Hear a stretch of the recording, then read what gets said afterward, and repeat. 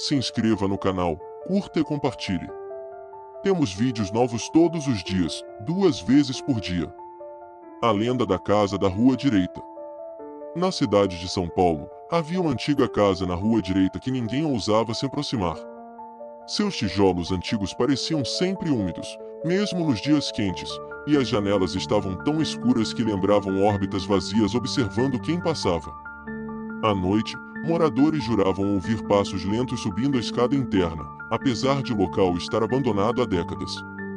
A lenda dizia que ali morou uma família influente que desapareceu sem deixar vestígios. Os móveis foram encontrados intactos, a mesa ainda posta, mas nenhuma alma viva estava na casa. Desde então, sombras foram vistas se movendo atrás das cortinas, como se a família ainda circulasse pelos cômodos. Com o tempo, a prefeitura lacrou o local, mas nem isso impediu jovens curiosos de tentar invadir. Muitos saíram correndo, alegando ter ouvido choros de criança e vozes sussurradas chamando seus nomes. Outros diziam ter visto figuras pálidas subindo as paredes, como se a casa respirasse. Apesar dos relatos, ninguém jamais conseguiu gravar ou fotografar os fenômenos. A casa parecia evitar ser registrada, como se algo dentro dela manipulasse o ambiente. Os mais antigos juravam que a construção era amaldiçoada desde sua fundação. No dia em que o velho relógio da rua parou de funcionar, estranhos ventos começaram a soprar apenas naquele quarteirão. A casa parecia reagir, rangendo como se despertasse. A partir dali, a lenda voltou a ganhar força.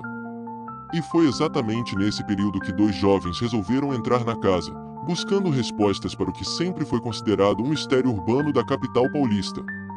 Eles não sabiam, mas aquela visita mudaria tudo. A rua inteira parecia observar enquanto eles se aproximavam do portão enferrujado.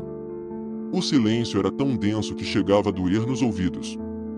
Carlos, estudante de história, sempre foi fascinado por lendas urbanas. Sua amiga Isabela, fotógrafa, queria registrar o que ninguém jamais conseguirá. Juntos, decidiram documentar a casa da Rua Direita para um projeto acadêmico, pelo menos essa era a justificativa oficial. Ao atravessar o portão, o ar ficou pesado, quase espesso. Isabela disse ter sentido algo gelado passar por entre seus cabelos, como dedos invisíveis. Carlos tentou rir, mas no fundo sentiu o mesmo. A casa parecia viva. A porta da frente estava entreaberta, como se alguém tivesse acabado de entrar. O rangido que ela fez ao ser empurrada ecoou pela rua inteira, fazendo cães distantes começarem a uivar sem motivo aparente. Dentro, o chão rangia com um peso que não era deles. Isabela fotografava tudo, mas ao revisar as imagens, percebeu que as fotos saíam distorcidas. Em uma delas, havia uma figura atrás de Carlos, mas não havia ninguém lá. A temperatura caiu repentinamente, fazendo os dois tremerem. Carlos comentou que parecia estar sendo observado por vários olhos, escondidos entre as rachaduras das paredes. Isabela concordou, mas não queria admitir em voz alta. O relógio da sala estava parado às 2h13, e cada vez que olharam, os ponteiros pareciam estar em posições diferentes. Algo na casa manipulava o tempo, ou talvez manipulasse seus sentidos. De repente, ouviram passos no andar de cima. Passos lentos, precisos, arrastados. Carlos chamou, mas não houve resposta. O silêncio apenas pesou mais. Foi então que a porta se fechou sozinha atrás deles. Presos ali dentro, a única saída seria investigar o que chamava por eles. Isabela tentou abrir a porta novamente, mas algo do outro lado a segurava com força inumana. A madeira tremia, como se pulsasse. Ao subirem a escada, cada degrau vibrava sob seus pés, como se ecoasse batimentos cardíacos. Carlos começou a sentir uma pressão na cabeça, como se dezenas de vozes sussurrassem ao mesmo tempo. Ele cobriu os ouvidos, mas não adiantava, as vozes estavam dentro dele. No corredor, viram marcas profundas nas paredes, como unhas arranhando o reboco fresco. Algumas marcas eram recentes, ainda úmidas. Isabela tirou fotos, mas novamente nada aparecia na câmera. A primeira porta à esquerda estava aberta. Dentro havia um quarto infantil, intacto, mas o móvel pendurado no teto girava sozinho, apesar do ar completamente parado. Um choro baixo e distante ecoou, vindo de lugar nenhum e de todos ao mesmo tempo. Carlos encontrou um diário sobre a cômoda. As últimas frases estavam tremidas, como se escritas às pressas. Eles acordaram.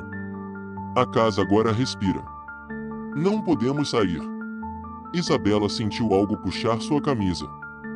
Quando se virou, não havia ninguém, mas a marca de dedos ficou ali, impressa no tecido. 4 dedos longos, finos, impossíveis de serem humanos. Eles decidiram continuar, mesmo aterrorizados, pois algo dizia que voltar seria pior. A casa estava fechando caminhos. O corredor do segundo andar parecia maior do que viram antes, como se estivesse se estendendo sozinho. Portas surgiam onde não existiam. Outras desapareciam atrás deles. Isabela insistia que estavam sendo guiados. No final do corredor, uma porta vermelha pulsava como se tivesse um coração próprio. Carlos ouviu seu nome sendo chamado do outro lado, uma voz feminina, delicada, mas claramente não viva. Isabela ouviu também, mas ela ouviu o próprio nome. Quando abriram a porta, encontraram a sala de jantar da família desaparecida. A mesa ainda estava posta, mas agora havia pratos quebrados e marcas de luta. No chão, sombras se moviam sozinhas, contorcendo-se. Isabela caminhou até a ponta da mesa e viu um reflexo no vidro da cristaleira. Uma família inteira estava ali, atrás dela, pálida, imóvel, com olhos completamente pretos. Quando ela piscou, desapareceram. Carlos encontrou mais páginas do diário espalhadas pelo chão. Em uma delas estava escrito: "A casa se alimenta. Cada história que entra, ela guarda. Cada pessoa que ousa ouvir, fica." A porta atrás deles bateu com tanta força que rachou a parede. As sombras cresceram, aproximando-se. Isabela começou a chorar, dizendo que algo havia entrado nela, que sentia outra presença dentro do corpo. A casa queria novos moradores. Carlos segurou Isabela, mas ela parecia cada vez mais distante, como se fosse puxada para dentro de si mesma. Seus olhos ficaram desfocados, e sua voz mudou de tom, mais grave, mais velha. Ela repetia: "Eles estão vindo, eles estão vindo." A casa tremia. Os quadros caíam. As sombras se torciam em direção a eles. Carlos tentou arrastar Isabela até a porta, mas o chão começou a grudar em seus pés, como se estivesse virando lama viva. Em um último esforço, conseguiu chegar ao corredor, mas Isabela foi arrancada de suas mãos por algo invisível. A escuridão a levou para dentro de um dos quartos, e a porta se fechou com um baque que quebrou a maçaneta. Carlos gritou por ela, mas tudo que ouviu foi o silêncio, e depois um sussurro suave atrás dele: "Agora você também é nosso." Ele correu para a escada, mas a escada agora dava em outra sala, depois em outro corredor, depois em outro quarto. A casa o reorganizava, como um labirinto consciente. Ele tropeçou, caiu, levantou, correu, até perceber que estava de volta ao quarto infantil. No móvel, agora pendia algo novo, o crachá de estudante de Carlos. A luz apagou. Ele sentiu mãos frias tocar em seu rosto, dezenas delas. E então, nada mais. A casa ganhou mais um. E continua esperando o próximo. História por J.P. Romano. Se você sente que essa história merece continuar sendo contada, considere nos apoiar no Apoia-se. Com sua ajuda, podemos trazer mais histórias sombrias como esta à tona, explorando os mistérios que assombram nossa imaginação através do link na descrição do vídeo. Faça parte do nosso grupo secreto do Telegram, faça sua carteirinha de fã enviando um e-mail com o nome completo e foto para o e-mail na descrição do vídeo.